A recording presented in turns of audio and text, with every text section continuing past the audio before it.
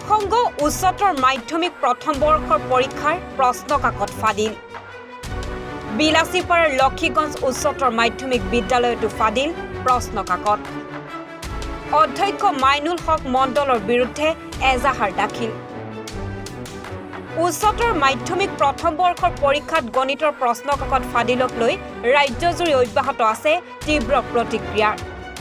বিলাসীপাৰাৰ লক্ষীগঞ্জ উচ্চতৰ মাধ্যমিক বিদ্যালয়তো ফাদিল হৈছিল উচ্চতৰ মাধ্যমিক প্ৰথম বৰ্ষৰ গণিত বিষয়ৰ প্ৰশ্ন কাকত বিদ্যালয়খনৰ পৰা গণিত বিষয়ৰ প্ৰশ্ন কাকত ফাদিল হোৱাৰ আঙুলি টুৱাই জাননী জাৰি কৰিছে অসম উচ্চ শিক্ষা বোৰ্ডে সম্প্ৰতি ঘটনাৰ ক্ষীপ্ৰ তদন্ত আৰম্ভ কৰিছে ধুবুৰী জিলা শিক্ষা বিষয়াই লক্ষীগঞ্জ উচ্চতৰ মাধ্যমিক বিদ্যালয়ৰ অধ্যক্ষ মাইনুল হক মণ্ডলৰ বিৰুদ্ধে এজাহাৰ দাখিল কৰি মণ্ডলক তলব কৰিছে জিলা শিক্ষা বিষয়াই এতিয়া কিয় দিলে এইটো মই নাজানো কিন্তু মই আপোনাক ডাঠি কৈ কওঁ 100% শিল্পেক্ট আছে কেঁচিৰে কাটিলেহে প্ৰশ্ন ওলাব নহ'লে কোনো প্ৰশ্ন ওলাব নোৱাৰে কোনো পদ্ধতি ওলাব নোৱাৰে আপোনাক যেতিয়া এডিশ্যনেল এছপি হওক বা অ'পি হওক ক'ত কৰিলে আৰু মানে মোক আছে না মই তাৰমানে প্ৰিন্সিপাল হৈ হায়াৰ ছেকেণ্ডেৰী ছেকেণ্ড ইয়াৰ যিখিনি এক্সাম মেটেৰিয়েলছ এইখিনি মানে ছাবমিট কৰাৰ কাৰণে মই 20 তাৰিখ মই কিহত গৈছিলোঁ কাউন্সিলত গৈছিলোঁ তেতিয়া কাউন্সিলত জমা দি তাৰ পৰা আহোঁতে মোৰ দেৰি হৈ গ'ল মই ৰাতি 10টা মোৰ ঘৰ যিহেতু ইয়াতে বিএন কলেজৰ ওচৰতে ঘৰ মই গাড়ীখন বিএন কলেজৰ গেটৰ সন্মুখত ৰাখিছিলোঁ তাৰপিছত দেখিলোঁ তেতিয়া ৰাতি 10:30মান বজাত দেখিলোঁ এই গেটটো মই দেখা পালোঁ গেটটো দেখি বন্ধ তেতিয়া মই কি কৰিলোঁ মই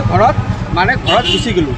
হে তাৰ নেক্সট দিনা মই 9:30মানত আহিলোঁ তেতিয়া কি ক'লে নহয় এতিয়া আমাৰ লিড কলেজৰ প্ৰিন্সিপাল ছাৰে ক'লে যে ইনস্পেক্টৰ যদি কয় মই ল'ম আৰু তাৰপিছত ইনস্পেক্টৰ ছাৰৰ পৰা মই এটা লিখি আনিলোঁ ইনস্পেক্টৰ ছাৰে লিখি দিছে যে প্লিজ ৰিচিভ দি